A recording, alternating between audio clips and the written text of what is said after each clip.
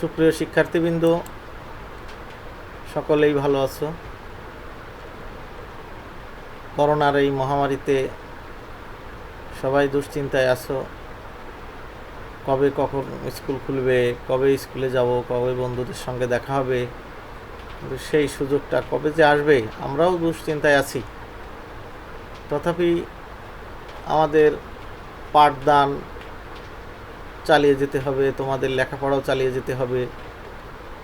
এমত অবস্থায় আজ তোমাদের সামনে একটি ক্লাস নিয়ে আমি হাজির হয়েছি। সুব্রত কুমার বিশ্বাস, সহকারী শিক্ষক, ধলগ্রাম মাধ্যমিক বিদ্যালয়, বাঘারপাড়া, যশোর। আজ তোমাদের নবম শ্রেণীর গণিত বইয়ের ষষ্ঠ অধ্যায়ের উপপাদ্য নিয়ে আলোচনা করব।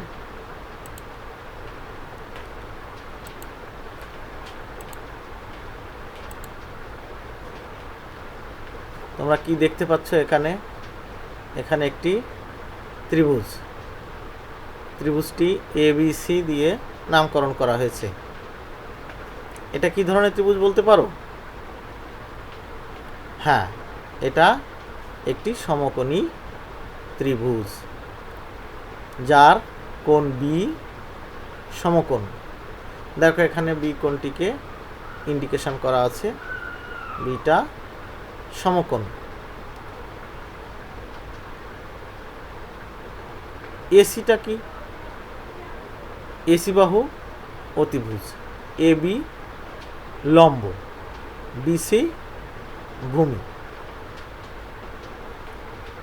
ঠিক আছে, এখানে ত্রিভুজ ABC সমকোণী ত্রিভুজের AB হলো লম্ব, BC হলো ভূমি, AC হলো অতিভুজ।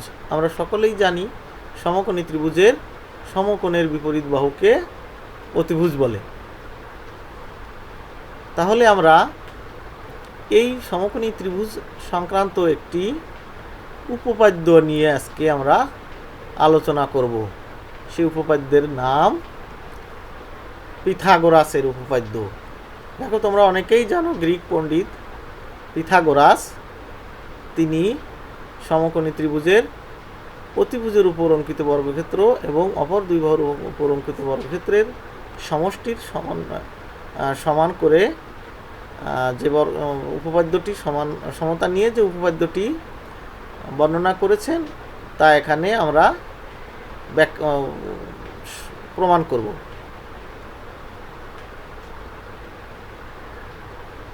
তাহলে আজকের বিষয় হলো পিথাগোরাসের উপপাদ্য। পিথাগোরাসের উপপাদ্যটা কি? পিথাগোরাসের উপপাদ্যটি সমকোণী ত্রিভুজের অতিভুজের উপর অঙ্কিত বর্গক্ষেত্রের ক্ষেত্রফল অপর দুই বাহুর উপর অঙ্কিত বর্গক্ষেত্র দ্বয়ের ক্ষেত্রফলের সমষ্টির সমান। তাহলে আমরা কি দেখছি?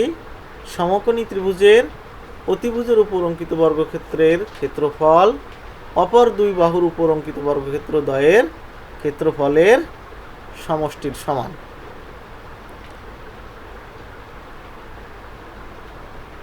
এটা কি দেখতে পাচ্ছ? এটা একটি সমকোণী ত্রিভুজ। দেখো, এই সমকোণী ত্রিভুজের তিনটি বাহু A, B, C দিয়ে চিহ্নিত করা হচ্ছে। এই বিটা আমরা কি বলবো? লম্ব, এটাকে বলবো ভূমি, সিটাকে বলবো অতিভুজ। এখন আমাদের উপপাদ্যের মূল বিষয় ছিল অতিভুজের উপর অঙ্কিত বর্গক্ষেত্র অপর দুই বাহুর উপর অঙ্কিত বর্গক্ষেত্রের ক্ষেত্রফল দ্বয়ের সমষ্টির সমান। তো আমরা একটু দেখি এক একটি বাহুর উপর বর্গক্ষেত্র অঙ্কন করলে কেমন হয়। তাহলে A বাহুর উপর অঙ্কিত বর্গক্ষেত্র আমরা একটু দেখি। চারটি বাহুই সমান, বর্গক্ষেত্রের চারটি বাহুই সমান থাকে। তাহলে A বাহুর উপর অঙ্কিত বর্গক্ষেত্রটি কি হবে? A square. B বাহুর উপর অঙ্কিত বর্গক্ষেত্র কি হবে? B square. C বাহুর উপর অঙ্কিত বর্গক্ষেত্র কি হবে? C square. দেখি দেখো এখানে এ বাহুর উপর অঙ্কিত বর্গক্ষেত্র এ স্কয়ার, বি বাহুর উপর অঙ্কিত বর্গক্ষেত্র বি স্কয়ার এবং সি বাহুর উপর অঙ্কিত বর্গক্ষেত্র সি স্কয়ার। এখানে দেওয়া আছে দেখো ক্ষেত্রফল এ স্কয়ার, ক্ষেত্রফল বি স্কয়ার, ক্ষেত্রফল সি স্কয়ার। আমার উপপাদ্য অনুসারে হবে কি সি স্কয়ার সমান এ স্কয়ার প্লাস বি স্কয়ার। দেখি আমরা একটু অন্যভাবে, এখানে দেখো সি স্কয়ার বর্গক্ষেত্রটি ফাঁকা, সি বাহুর উপর অঙ্কিত বর্গক্ষেত্র সি স্কয়ার বর্গক্ষেত্রটি এখানে ফাঁকা দেওয়া আছে, আর এ এবং বি বাহুর উপর অঙ্কিত বর্গক্ষেত্র দুটি রং করে দেওয়া আছে, রঙিন করে দেওয়া আছে। একটু আমরা সাজিয়ে দেখি এই দুটো বাহুর উপর অঙ্কিত বর্গক্ষেত্রের যে ক্ষেত্রফল বা যে অংশটি এই দুটো রঙিন অংশ এই সি স্কয়ারের উপর যদি সম্পূর্ণভাবে মিলে যায় তাহলে আমরা মনে করব যে সি বাহুর উপর অঙ্কিত বর্গক্ষেত্র এ বাহুর উপর অঙ্কিত বর্গক্ষেত্র বি বাহুর উপর অঙ্কিত বর্গক্ষেত্র দ্বয়ের সমষ্টির সমান হবে। দেখি দেখা যাক কি হয়।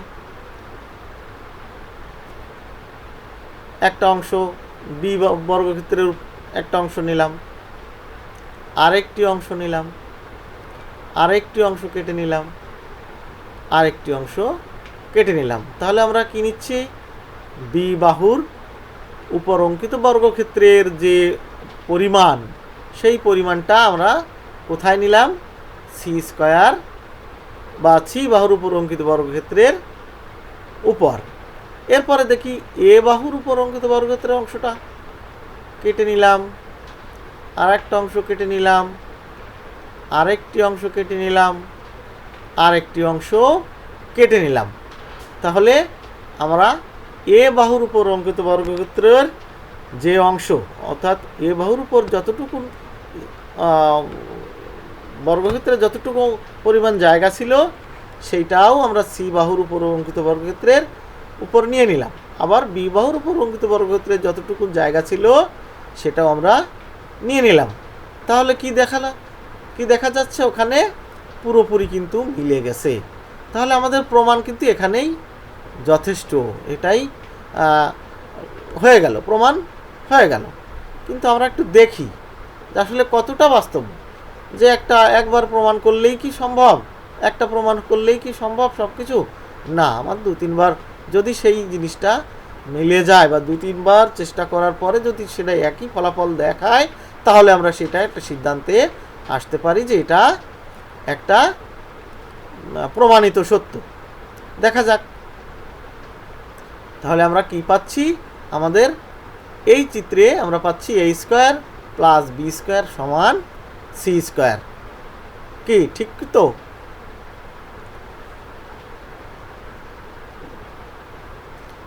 আবার একটু দেখি, এটা একটা সেই একই ত্রিভুজ, সমকোণী ত্রিভুজ, যার 3টি বাহু দেওয়া আছে এ বি এবং সি।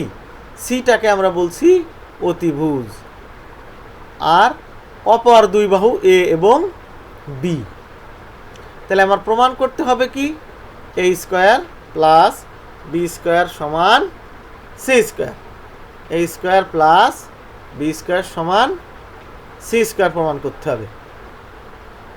দেখি আমরা কতভাবে প্রমাণ করলি। প্রথমে আমরা একটা প্রমাণ কিন্তু করেই ফেলেছি, এরপরে আরেকটি প্রমাণ আমরা করব। আমরা যদি 2 বা তার বেশি 2-3 বার যদি একই জিনিস প্রমাণ করি তাহলে সেটা তো মানে বাস্তবসম্মত হয়ে যায়, কিন্তু একবার বললেই তো আর সম্ভব না সেটা।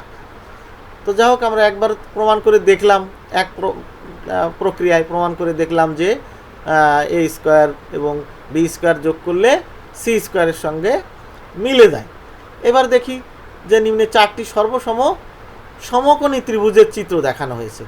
সর্বসম সমকোণী ত্রিভুজের চিত্র অর্থাৎ 4টি সমকোণী ত্রিভুজ সব দিক দিয়েই সমান, কারণ আমার শর্তই তো ছিল এ স্কয়ার প্লাস বি স্কয়ার সমান সি স্কয়ার প্রমাণ করতে হবে। তাহলে আমরা দেখি 4টি সর্বসম সমকোণী ত্রিভুজের একই রকম চিত্র নিলাম, নিয়ে এ প্লাস বি বাহু বিশিষ্ট একটি বর্গক্ষেত্র অঙ্কন করব। দেখা যাক, দেখি অঙ্কন করলে কি হয়। আমরা নিলাম প্রথমটা, এরপরে নিলাম দ্বিতীয়টা, এরপরে নিলাম তৃতীয়টা, তারপরে চতুর্থ ত্রিভুজটিও নিয়ে নিলাম। তাহলে দেখো এখানে কিন্তু এ প্লাস বি, দেখো প্রত্যেক ক্ষেত্রেই এ প্লাস বি দুটো বাহুই যুক্ত হলে কি হলো, এ প্লাস বি বাহু বিশিষ্ট একটি বর্গক্ষেত্র। একটু লক্ষ্য করো, খুবই মজার, কিন্তু এটা কিন্তু খুবই মজার। দেখো চারিপাশেই কিন্তু এ প্লাস বি আছে, এ প্লাস বি আছে, এ প্লাস বি আছে, খেয়াল করছো? আর মাঝখানে আছে সি, দেখো C C C C C C C, তার মানে চারপাশে চারটি বাহুই কিন্তু সি, অর্থাৎ এই মাঝখানে যে সাদা অংশ বা ফাঁকা অংশ এইটাকে আমরা বলবো সি স্কয়ার। অর্থাৎ এই চারটি ত্রিভুজের ক্ষেত্রফল যোগ করে যদি এটা সমান হয় তাহলে আমার প্রমাণ করা হয়ে গেল। দেখা যাক, আমরা একটু গাণিতিক প্রক্রিয়ায় প্রমাণ করি, লক্ষ্য করি। এখন এ প্লাস বি বাহু বিশিষ্ট বর্গক্ষেত্রের ক্ষেত্রফল তাহলে কি হলো, চারটি সমকোণী ত্রিভুজের ক্ষেত্রফল প্লাস সি বাহু বিশিষ্ট বর্গক্ষেত্রের ক্ষেত্রফল। ওখানে আমরা আবার একটু ফিরে দেখি, দেখো ওখানে কি ছিল, এ প্লাস বি, এ প্লাস বি, এ প্লাস বি, অর্থাৎ চারটি ত্রিভুজ, সমকোণী ত্রিভুজ, তাদের ক্ষেত্রফল একত্রিত করলাম। মাঝখানে কি ছিল, সি স্কয়ার, অর্থাৎ সি বাহুর উপর অঙ্কিত বর্গক্ষেত্রের ক্ষেত্রফল মিলে মোট কয়টা অংশ হলো, এখানে মোট হলো 5টি, 4টি ত্রিভুজ এবং একটি বর্গক্ষেত্র। তাহলে এই 4টি এবং ওই বর্গক্ষেত্র মিলে আমার প্রমাণ করতে হবে এ প্লাস বি বাহু বিশিষ্ট বর্গক্ষেত্রের ক্ষেত্রফল। দেখা যাক কি আসে। হ্যাঁ, তাহলে আমরা একটু লিখতে পারি গাণিতিকভাবে, এ প্লাস বি হোল স্কোয়ার সমান 4 ইন্টু হাফ এ বি। এখন তোমরা বলতে পারো স্যার হাফ এ বি কেন লিখব? কারণ আমরা জানি যে একটা ত্রিভুজের ক্ষেত্রফল হাফ ইন্টু ভূমি গুণ উচ্চতা, নাকি জানো তো সবাই? হ্যাঁ, একটা ত্রিভুজের ক্ষেত্রফল হাফ ইন্টু ভূমি গুণ উচ্চতা। যেহেতু আমার ত্রিভুজটি ছিল এ বি সি বাহু বিশিষ্ট, তাহলে এ এবং বি একটি ভূমি আর একটি লম্ব, আর সিটা ছিল কি অতিভুজ। তাহলে যেহেতু আমার ভূমি এবং লম্ব হাফ ইন্টু ভূমি গুণ উচ্চতা, তাহলে ভূমি এবং লম্বটা হচ্ছে উচ্চতা, তাহলে 4 into half into A B plus C square. C স্কোয়ারটা ছিল কোথায়, মাঝখানে, আর চারটি ত্রিভুজ ছিল চারপাশে। তাহলে একটু ক্যালকুলেশন করে দেখি আমরা কি আসে। A plus B whole square সমান A square plus 2ac B plus B square. সূত্রটি মনে আছে সবার? এটা কিন্তু আমরা বীজগাণিতিক রাশি চ্যাপ্টারে ক্লাস 7-এই কিন্তু এটা পড়ছি আমরা, ক্লাস 7-এই আমরা এই সূত্রটি আয়ত্ত করছি। সবাই ভুলে গেলে কিন্তু চলবে না, আমাদের সব সূত্র সর্বসময় মনে রাখতে হবে, কারণ গণিত এটা সূত্রের খেলা। সূত্র দিয়েই সব কিছু আমরা আয়ত্ত করব, সূত্র দিয়েই সব কিছু জয় করব। গণিত খুব মজার বিষয়, সূত্র যে যত বেশি আয়ত্ত করতে পারবে গণিতে তার তত বেশি দখল হবে। সূত্র দিয়েই আমরা সব প্রমাণ করি। যা হোক, আবার একটু দেখি আমরা, A plus B whole square সমান 4 into A B plus 4 into half into A B plus C square, বা আমরা এ প্লাস বি হোল স্কোয়ারের সূত্রটি এখানে লিখলাম A square plus 2ac B plus B square সমান কি আসলো আমরা একটু দেখি। 4 গুণ হাফ অর্থাৎ 4 গুণ অর্ধেক, 4-এর অর্ধেক অর্থাৎ 2 twice A B plus C square. আমার বাম পাশে থাকলো A square plus 2ac B plus B square, আর ডান পাশে থাকলো কি 2ac B plus C square. এখন আমাদের সেই সমীকরণের শর্ততেই আমরা পাই বা সমীকরণের শর্ত অনুযায়ী আমরা উভয় পক্ষ থেকে যদি কোনো অংশ বা যদি কোনো রাশি যোগ বা বিয়োগ করি তাহলে সমীকরণের মানের কোনো পরিবর্তন হয় না। যোগ বা বিয়োগ করলেও মানের কোনো পরিবর্তন হয় না, গুণ বা ভাগ করলেও মানের কোনো পরিবর্তন হয় না, সমতাই থাকে। সুতরাং আমরা কি পাচ্ছি? উভয় পক্ষই টুয়াইস এ বি বাদ দিতে পারি। উভয় পক্ষ থেকে, বাম পক্ষ থেকেও টুয়াইস এ বি বাদ দিলাম, আবার ডান পক্ষ থেকেও টুয়াইস এ বি বাদ দিলাম। বাদ দিয়ে কি থাকলো? বাম পক্ষে থাকলো A square plus B square, ডান পক্ষে থাকলো সি স্কোয়ার। তাহলে আমার প্রমাণ হয়ে গেল যে এ স্কোয়ার প্লাস বি স্কোয়ার সমান সি স্কোয়ার। কি বুঝতে পারছো তোমরা? আশা করি বুঝতে পারছো। তাহলে দেখি আমরা একটা কাজ, কি কাজ করা যায়। তোমরা একটা ভবন দেখছো, এখন এই উঁচু ভবন, আমরা ধরে নিচ্ছি এই ভবনটি মানে কয়েক মিটার উচ্চতা বিশিষ্ট। আমরা জানা নেই আমাদের, তো একটা আইডিয়া করে নিলাম একটা এখানে পরিমাপের জন্য। দেখো এখানে একটা ত্রিভুজের আকৃতি দেওয়া হয়েছে, যে ত্রিভুজটা হলো ডি ই জি, ডি ই জি। তো ইডি সমান হলো 4 মিটার। আবার ইজির উপর ডিএফ লম্ব অঙ্কন করা হলো। এখন ইএফ সমান 3 মিটার এবং এফজি সমান 7 মিটার। তাহলে ডিএফ সমান যদি ডিএফ সমান কত আসবে বলতে পারবে কেউ? ডিএফ সমান কত আসবে? কেন? একটু আগেই তো প্রমাণ করলে যে অতিভুজের উপর অঙ্কিত বর্গক্ষেত্র অপর দুই বাহুর উপর অঙ্কিত বর্গক্ষেত্রের ক্ষেত্রফলের সমষ্টির সমান। তার মানে এখানে একটা ত্রিভুজ হয়েছে ডি ই এফ। তাহলে ডি ই এফ একটা সমকোণী ত্রিভুজ হয়েছে। তাহলে ডি ই এফ এর কোণ এফ সমকোণ, তাহলে এফ এর বিপরীত বাহু ডিই। তাহলে ডিইর উপর অঙ্কিত বর্গক্ষেত্র অর্থাৎ 4 মিটার, 4 স্কোয়ার, 4 4 16।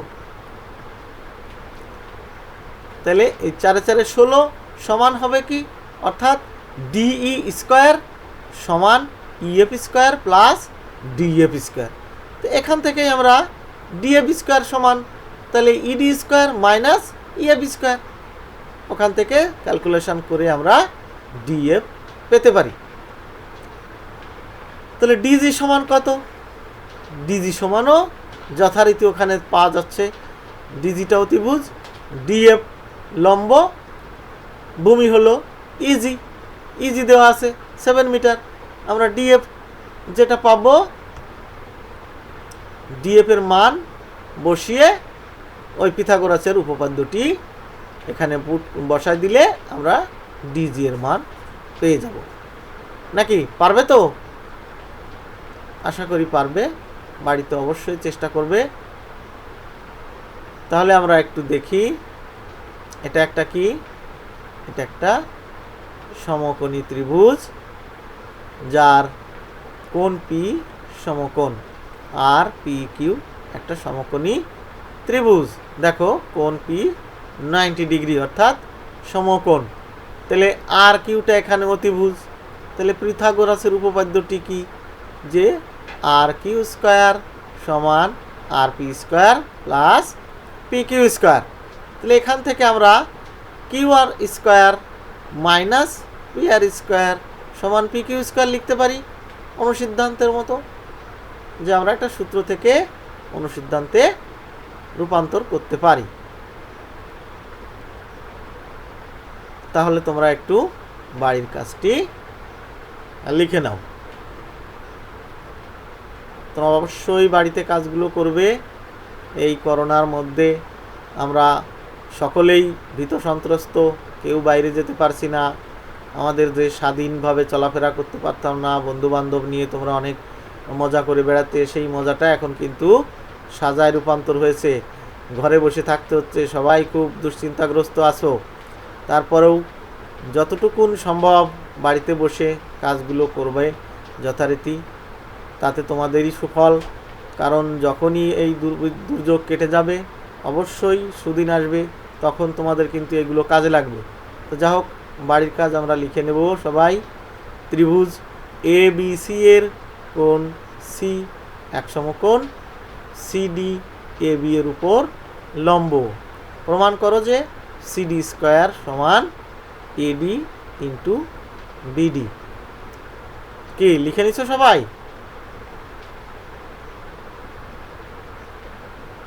একটু দ্রুত লিখে নেবে।